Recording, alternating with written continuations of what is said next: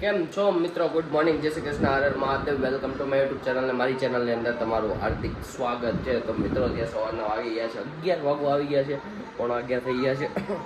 હું લેટ ઉઠ્યો હતો કેમ કે કાલે તમે કાલનો બ્લોગ જોયો હોય તો કાલે મેં હું સમથિંગ 11:30 12 સમથિંગ આવ્યો હતો ઘરે.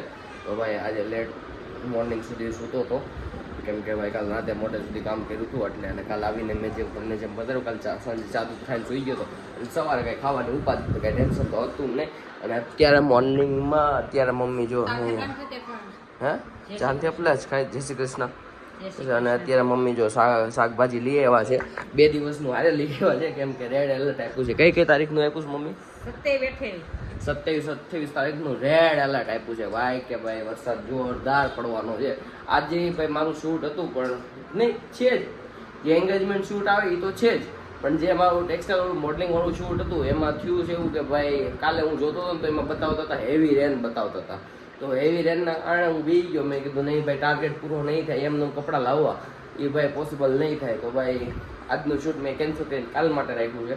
તો ભાઈ એટલે આજે જે એન્ગેજમેન્ટ શૂટ છે એમાં જવાના છીએ આપણે, એમાં ફોટોશૂટ કરવાનું છે ભાઈ, એ બધું કરવાનું છે.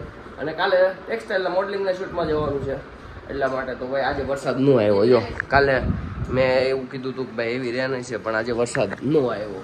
આવું છે ક્યારે કાલે તો કાલે હું કે હું હારું થયું રેનકોટ લઈ ગયો. કાલે અગર હું પલળતો જ જાત એવું હતી.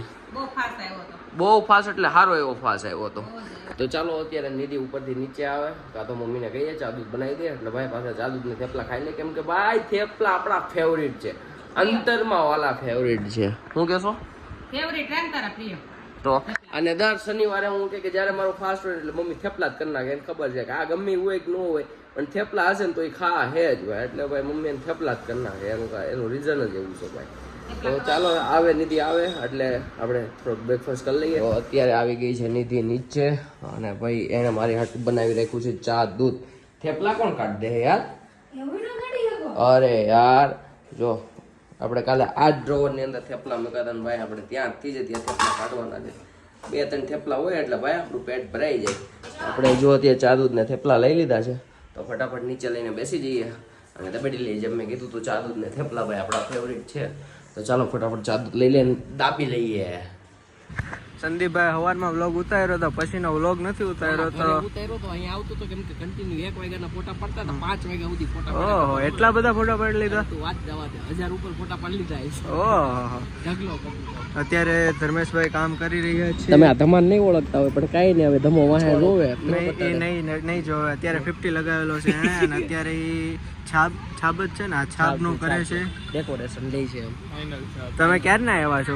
અમે આવ્યા 12 વાગ્યાના. અમે બધાને બતાડ્યું કે 11:30 તો ઘરેથી નીકળો તો અત્યારે વાગ્યા જો 6 વાગ્યા. અને ભાઈ દાદા એવું કહી દીધું 6 વાગ્યા સુધી મુહૂર્ત નથી તો તમે આરામ કરો. હા દાદા ઈ દાદા નહીં હો, ઈ દાદા તો આપણી યાર 24 કલાક છે. ઈ દાદાના લીધે જ આપણે અહીંયા છીએ.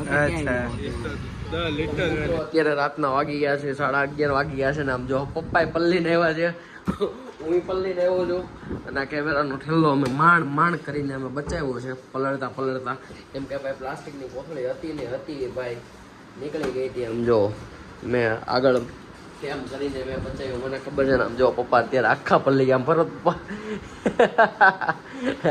ઓલે આખા પલ્લી ગયા છે ભાઈ. આજની સ્ટોરી એને હું અત્યારે નહીં કહું કેમ કે ભાઈ અત્યારે પલ્લી ગયા છે તો ભાઈ આ બધી વસ્તુઓમાં થોડી ખર્ચી કરવી છે કેમેરાનો સામાન. અને ભાઈ સુઈ જાઉં કેમ કે કાલે જવાનું તો શૂટમાં તો ભાઈ વહેલા નીકળવાનું થશે. તો આજના માટે બસ એટલું મળીએ કાલે. એમ તમે આગળ જોયું એમ ભાઈ આજે આખો દિવસ મતલબ બપોર પછીનો ઇવનિંગ અમારી આખી ઓર્ડરમાં ગઈ છે, શૂટિંગમાં ગઈ છે.